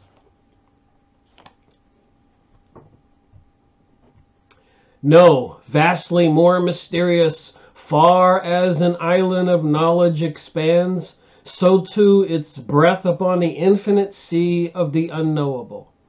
So again, I guess it's the mystery that compels people to join organizations like witchcraft, Satanism, even a website on the internet called The Joy of Satan. I went and looked at it. People really believe it. Even one person told me, Rick, you're wrong. Go look at this website, The Joy of Satan. Satan is really God. I mean, how are you going to deal with this kind of mind control from people who have been mesmerized and hypnotized and deceived since they were children? Look at that TV program of Hogan's Heroes. Think about it. After World War II, the United States captured a lot of those German scientists. They were smarter than anybody else on the planet, and they brought them here to the United States and created NASA, etc. So the Germans were not stupid. Not by a long shot. But when they make that TV program, it portrays them as stupid. That's mind control. Same thing with Bewitched, or I Dream of Jeannie. They don't want people to believe in the occult and all of that. The monsters. They ridicule that stuff. And people buy it. They say, oh, that stuff can't exist. Then they start bringing us Star Trek and Star Wars and all these fantasies. Meanwhile, they're microchipping children across the country, dumping chemicals in the sky, tightening up on the financial system, getting ready for this global world order. And it even looks like even a depopulation event, population reduction, like the Georgia USA Guidestones. So it says here, life teems with such mysteries. What is love? What is mind? What is life? What is existence? How do they come to be? From where do they emerge? What is your soul, the person within your body? You experience all these at every moment. They are you, and yet the more you gaze upon the depths of their mysteries, the deeper their waters become. So I made a little note here. They don't know, yet they force the new age on us all and destroy Christianity. So they're teaching all these mysteries that are completely unknowable, but they want to destroy Christianity, and it's obvious. And if these people do take over the world, you think they want to be continually known for having crucified the Savior? The only way out of that is to say the Savior was a false Messiah, a false Savior. They were expecting a Savior to come and be a great king and lead them to dominate and destroy all their enemies all over the world. Instead, they got Jesus, the man of peace, preaching love. The deepest of all secrets are those best known to all. That which we learn as small children, take for granted the rest of our lives. Lives with daily, and yet never manage to unravel or grasp with our cognitive mind. There is, things are, I exist, I am alive, life is not death, darkness is not light, there is that which is bigger than me. Oh, the mysteries. That's me saying that. People read these things and they're perplexed and they're confused, so they think it must be something really awesome. But what do they know? Other than the Christians are haters for not taking hold of pansexualism and transgenderism and the murder of people all over the Middle East and the world, bringing everybody into one huge decadent society like Hunger Games and controlled and imprisoned. Mad Max type reality. They want to bring back the ancient ways where people were more barbaric. That's what it is. Kabbalah plunges into these secrets and pulls their depths into the open. It provides metaphor, parable, understanding. It shines light and opens our eyes. It inspires and guides us to use this wisdom for healing and growth in everyday life. That is why the experience of learning Kabbalah is one of, yes, I knew that truth all along. My heart knew, but my mouth was unable to speak it. The truth of the Kabbalah belongs to every sentient being. So I do have some books here I need to just look at briefly. And I made a note here, I'm reading this thing and I'm saying to myself, that sounds all really nice. And I wrote down, wait a minute.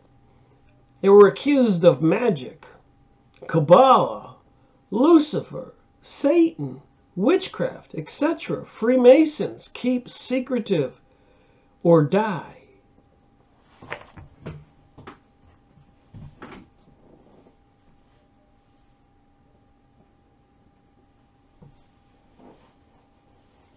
I had a couple books I wanted to look at.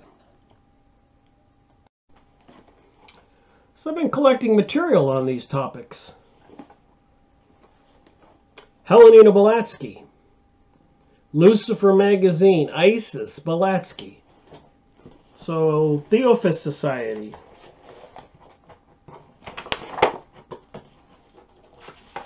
Helena Blavatsky.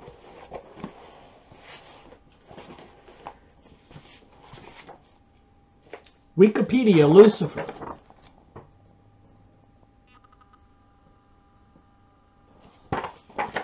This is part of the Kabbalah teachings, even in Albert Pike's book. I've been reading that right here. It talks about the deity in the Kabbalah was named Lucifer.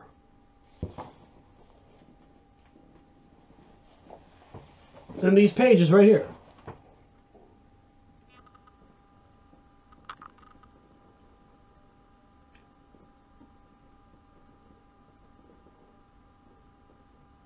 Look on the bottom where my finger is.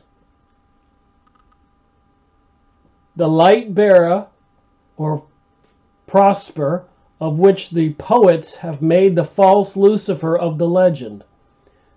Gold, to the eyes of the initiates, is light condensed. They represent this force which presides over the physical generation, under the mythological and horned god of the god Pan. The true name of Satan, right above my fingers, 2 paragraphs up. The true name of Satan, the Kabbalists say, is that of Yahweh, reversed, for Satan is not the black god, but the negation of God. The devil is the personification of atheism and adultery.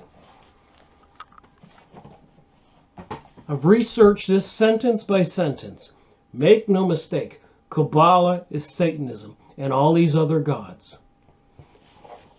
And I have this here from Wikipedia.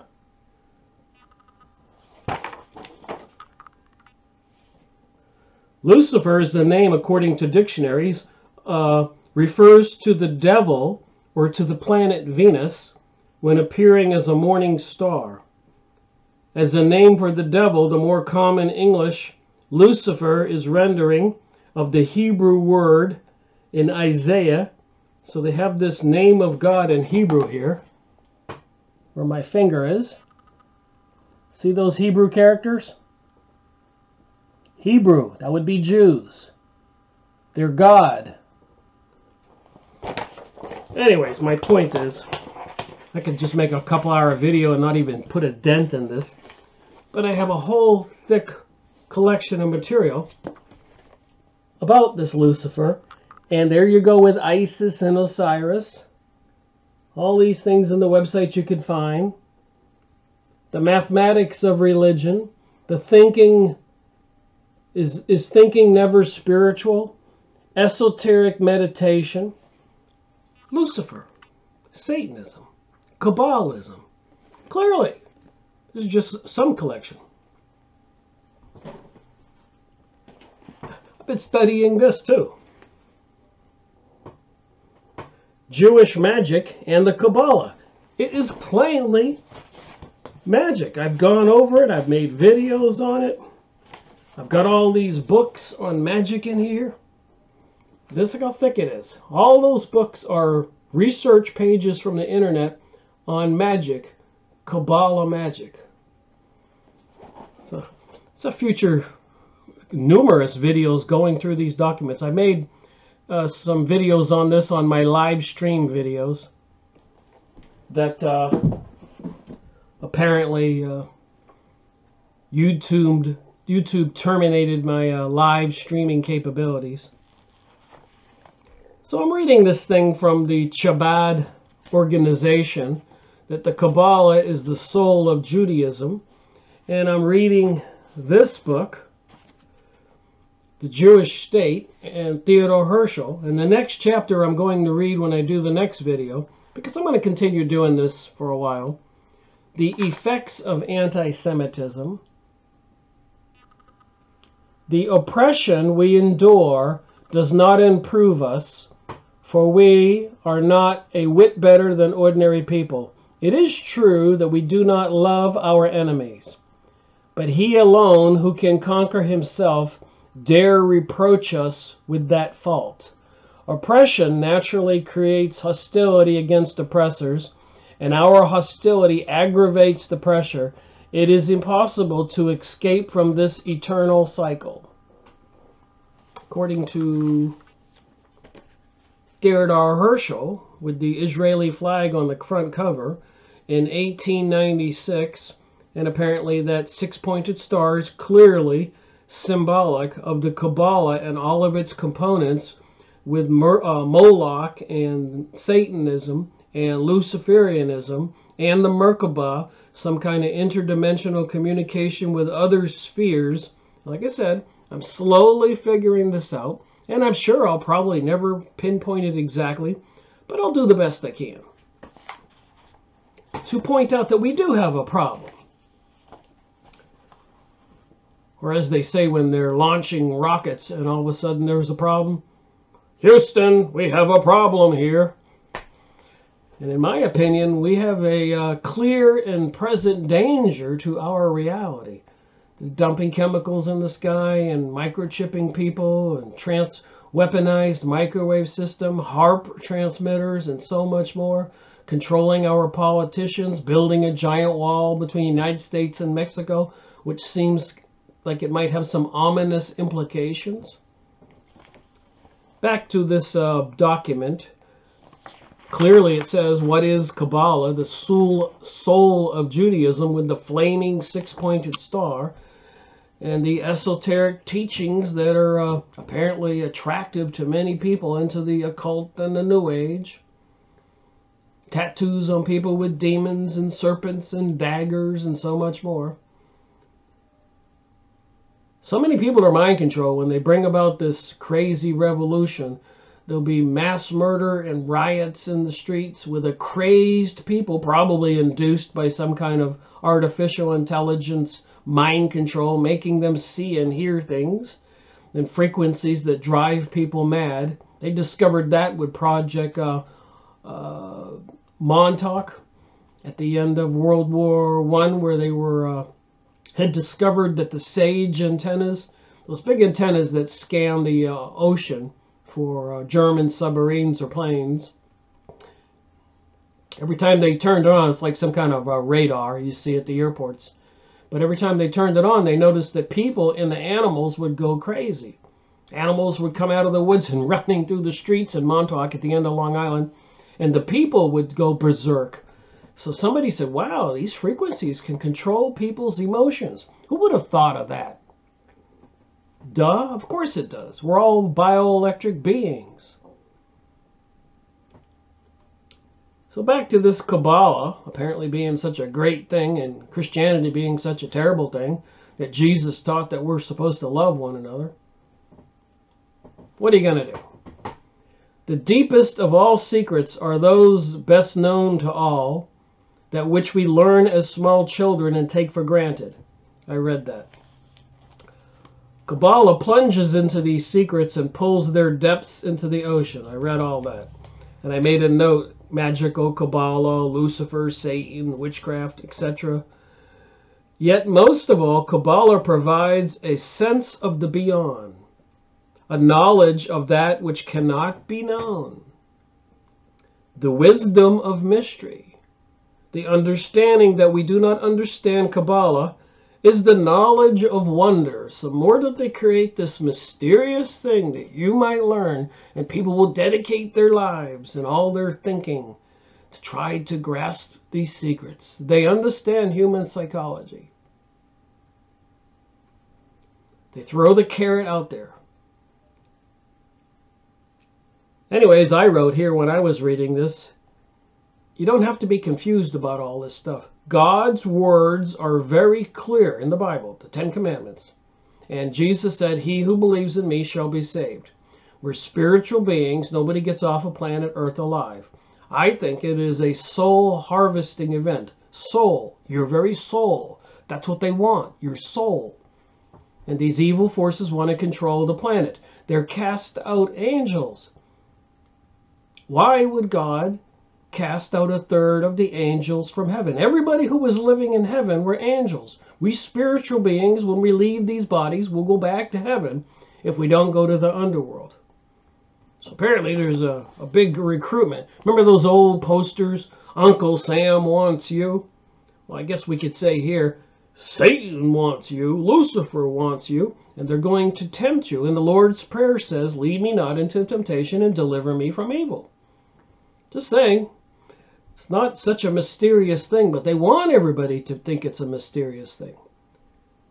And God sent, in my opinion, Jesus to teach us. And Jesus added a commandment that we are to love one another.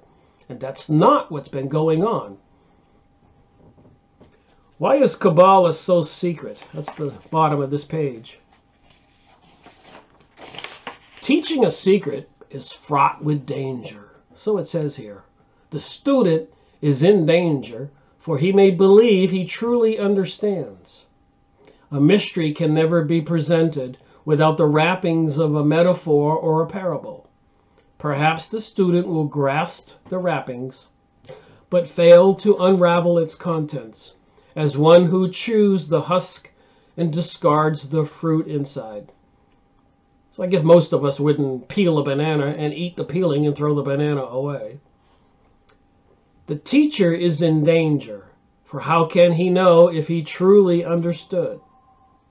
He will teach many students. His ideas will become popularized. Their essence will be lost, and their meaning will be twisted into the opposite of this intent, of his intent.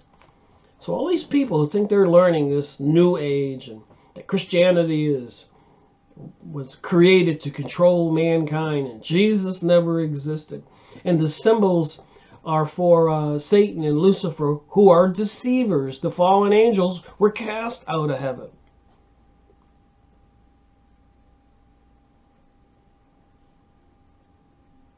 They deceive. Back to this Kabbalah. The Kabbalah itself is in danger. For once it has lost its integrity, immediately it is no longer the received wisdom. It may be wise, it may be beautiful, but it is no longer Kabbalah. That is why, for most of the time, Kabbalah was transmitted to teachers to select and trusted students in the utmost confidence. When it was written, the writings were purposely cryptic and arcane, in whispered riddles, parables, and darkened allusions. At times, restrictions had to be reaffirmed that to censor all but the select few from studying the Kabbalah.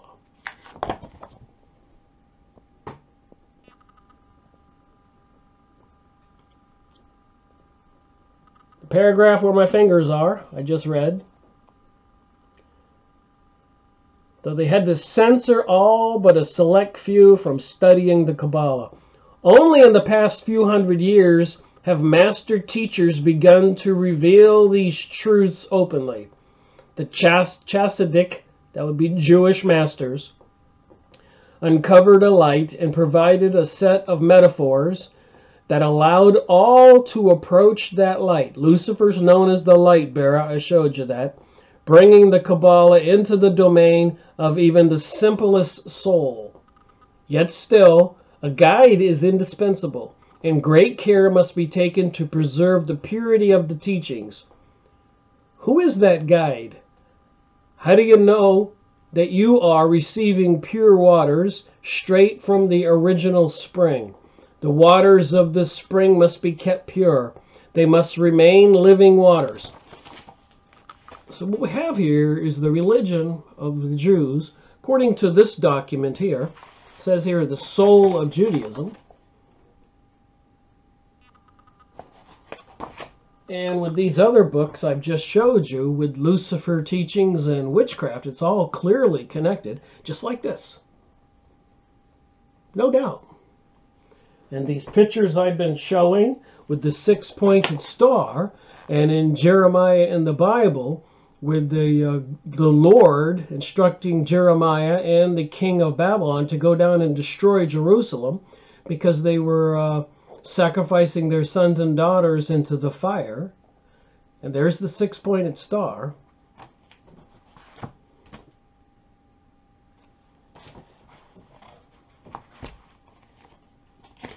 Here's the six-pointed star, the all-seeing eye on the back of the dollar bill. See the inverted pyramid? Behind the pyramid pointing up is two pyramids there. Even this being, apparently pleading with the above, or looks like it, he's got an all-seeing eye on his stomach. Look at the wings.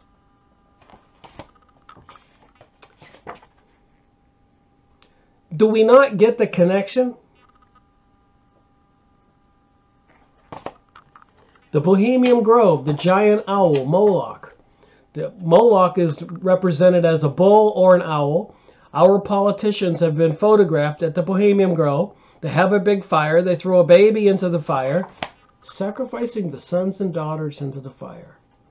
So you know these secret societies, Freemasons, Illuminati, Bohemian Grove, Bilderberger groups, all these organizations are part of this.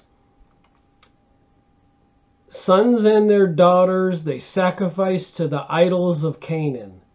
This is why the Lord had the king of Babylonia, destroy Jerusalem and take all the Jews into captivity on the Second Temple.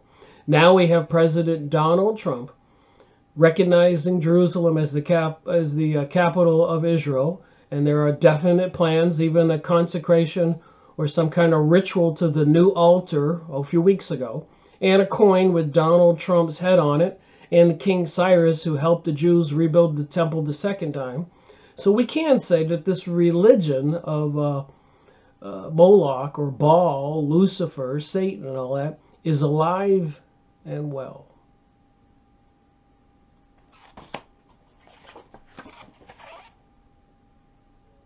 All-seeing eye on his forehead. All-seeing eye on the dollar bill. Sun's rays behind his head. Sun's rays behind the eye on the dollar bill. See the sun's rays? Focus, focus. See the sun's rays? See the eye?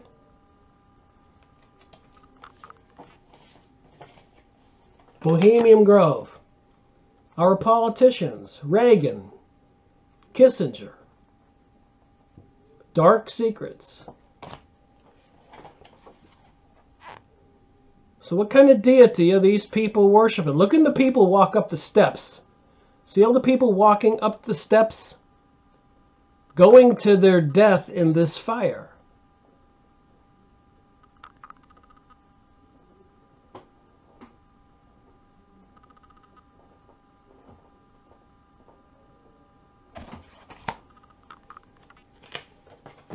Why do you suppose Spain banished all the Jews from Spain in 1500? Were they practicing sacrificing their sons and daughters to these beings? Look what they're throwing children into the fire, like the Bohemian Grove. This is the religion of the secret societies that controls our world today. So it seems. And if anybody wants to believe that this is something I want to believe, no, I don't want to believe it, but there it is. You can go verify all this. Alex Jones snuck in there, took a picture, a video. Apparently in the Bible, when the Jews came down, when Moses came down the mountain after going up there talking to God, the Jews had collected all their gold and built a golden calf, Moloch, and were worshiping it. Moses got so angry, you can see in this picture, he smashed the 10 Commandments, and the Jews were punished for 40 years wandering in the desert.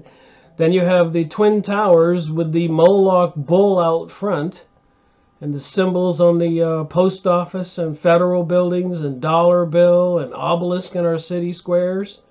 The connection is clearly there. The bull of Wall Street and the cow up there behind the Jews.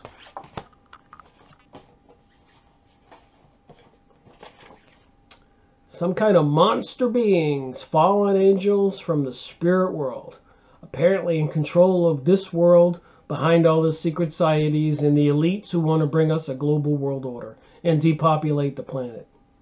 Welcome to the age of Aquarius, a new age. Fulfillment of biblical prophecy, the rising of Israel, and that brings about Armageddon. Remember, you don't have to have any fear. If you know the truth and you know where to keep your allegiance, your faith, your belief in God and in Jesus. Not trying to be a preacher, but that's what this research has led me. All this research has convinced me that I better get grounded and be sure of what I believe and say. I think other people need to look into it too. Thank you for watching my video. Rick Miracle reporting.